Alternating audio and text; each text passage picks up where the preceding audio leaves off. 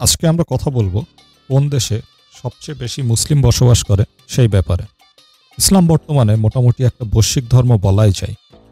চীন থেকে Argentina, Canada থেকে নিউজিল্যান্ড, সবখানে ইসলামের উপস্থিতি লক্ষ্য করা যায়। আরবের ছোট একটা শহর থেকে বিশ্বব্যাপী ছড়িয়ে দেওয়ার সবচেয়ে বড় অবদান সাহাবা, বণিক ও সুফি সাধকদের। চলুন তালিকা শুরু করা যাক। Number 1, Indonesia. অবাক হলেও সত্যি, আরবে উৎপত্তি হওয়ার পরেও সবচেয়ে বেশি মুসলিম বসবাস করে মধ্যপ্রাচ্যে না, হাজার হাজার কিলোমিটার দূরের ইন্দোনেশিয়াতে। ইন্দোনেশিয়াতে প্রায় 24.5 কোটি মুসলমান আছে, যেটা দেশের প্রায় 87%। ত্রয়োদশ শতাব্দীতে আরব বণিকদের হাত ধরে প্রথম ইন্দোনেশিয়াতে ইসলামের আগমন ঘটে। যদিও অষ্টম শতকেও যে ইসলাম এখানে ছিল তেমন কিছু হদিস পাওয়া যায়। তার আগে এখানে মানুষ মূলত হিন্দু ও বৌদ্ধ ধর্মের অনুসারী ছিল, বাংলাদেশের মতোই। নাম্বার 2, পাকিস্তান। মুসলিম বিশ্বের দ্বিতীয় বৃহত্তম দেশ পাকিস্তান।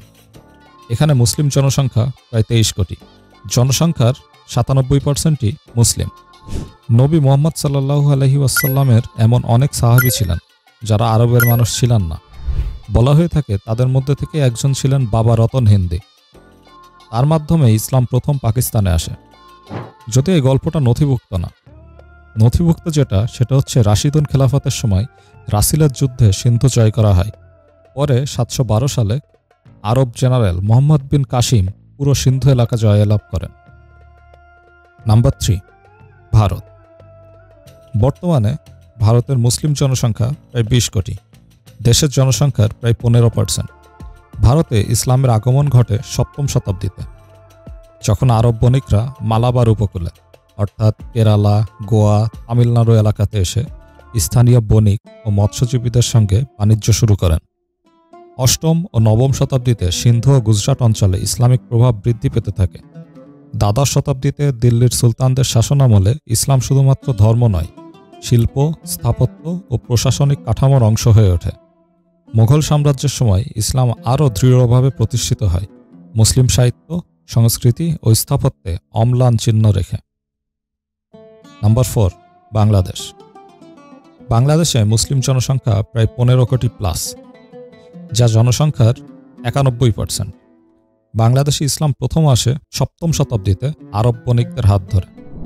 দক্ষিণ এশিয়ার সবচেয়ে পুরাতন মসজিদগুলোর একটা এক্সকাভেট করা হয়েছে উত্তরবঙ্গে, যেটা প্রমাণ করে নবী মুহাম্মদ সাল্লাল্লাহু আলাইহি ওয়াসাল্লামের মৃত্যুর কিছু বছরের মধ্যেই ইসলাম এখানে পৌঁছিয়েছিল। পুরো বাংলা জুড়েই আব্বাসীয় খেলাফতের বিভিন্ন কয়েন পাওয়া গিয়েছে বিভিন্ন সময়। তবে বাংলায় ইসলাম প্রচারে সবচেয়ে বড় অবদান অবশ্যই সুফিদের।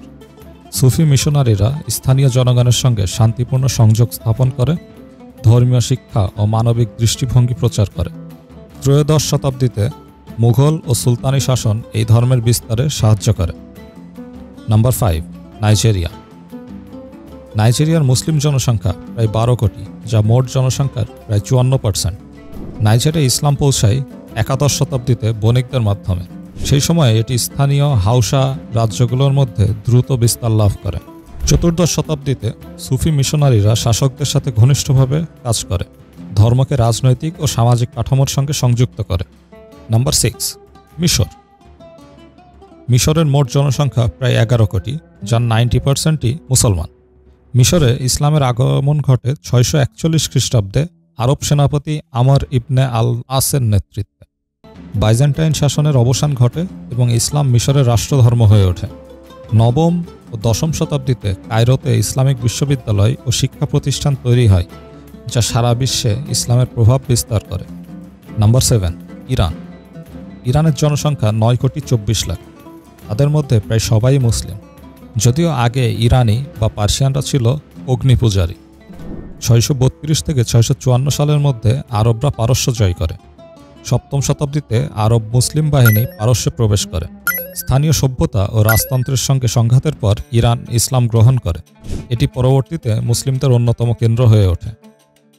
নাম্বার 8, তুরস্ক। তুরস্কের মোট জনসংখ্যা 8.5 কোটি, যার 99% মুসলিম। 7ম শতাব্দীতে আরব বাহিনী তুরস্কে প্রবেশ করে। একাদশ শতাব্দীতে সেলজুক তুর্কিরা ইসলাম প্রচারে গুরুত্বপূর্ণ ভূমিকা পালন করে। ইউরোপের প্রথম বড় শহর হিসেবে মুসলিমরা ইস্তাম্বুল বা কনস্টান্টিনোপল জয় করে, যেটা রোমান সাম্রাজ্যের রাজধানী ছিল প্রায় 1000 বছর। বিশ্বের অন্যতম বড় সাম্রাজ্য অটোমান সাম্রাজ্য এই শহর থেকেই শুরু হয়, যারা পরবর্তীতে পূর্ব ইউরোপে ইসলাম প্রচার করে। উসমানীয় বা অটোমান সাম্রাজ্য পুরো অঞ্চলে ইসলাম প্রচারের এক শক্তিশালী কেন্দ্র হিসেবে উদ্ভূত হয়।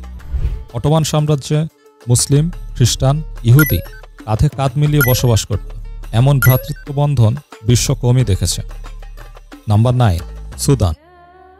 সুদানের মোট জনসংখ্যা 5 কোটি, যার 97% মুসলিম। ষষ্ঠ শতাব্দীতে আরব বণিকরা সুদানে ইসলামের বীজ বপন করেন।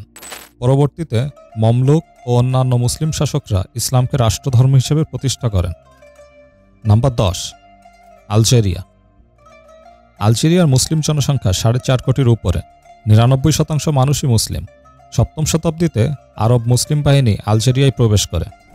ষোড়শ শতাব্দীতে উসমানীয় বা অটোমান শাসন ইসলামকে পুরো অঞ্চলে প্রতিষ্ঠিত করে। ইসলামের বিস্তার শুধুমাত্র ধর্মীয় নয়, এটি সামাজিক, রাজনৈতিক, শিক্ষাগত ও সাংস্কৃতিক পরিবর্তনেরও প্রভাব ফেলেছে। প্রতিটি দেশে ইসলাম ভিন্ন প্রেক্ষাপটে পৌঁছেছে। কেউ বাণিজ্যের মাধ্যমে, কেউ সামরিক বিজয়ের মাধ্যমে, আবার কেউ সুফি মিশনারির মাধ্যমে। এই ইতিহাস দেখায় ইসলাম শুধু ধর্ম নয়, এটি একটি সামাজিক ও সাংস্কৃতিক শক্তি যা মানুষের জীবন ও সভ্যতার ধারা পরিবর্তন করেছে।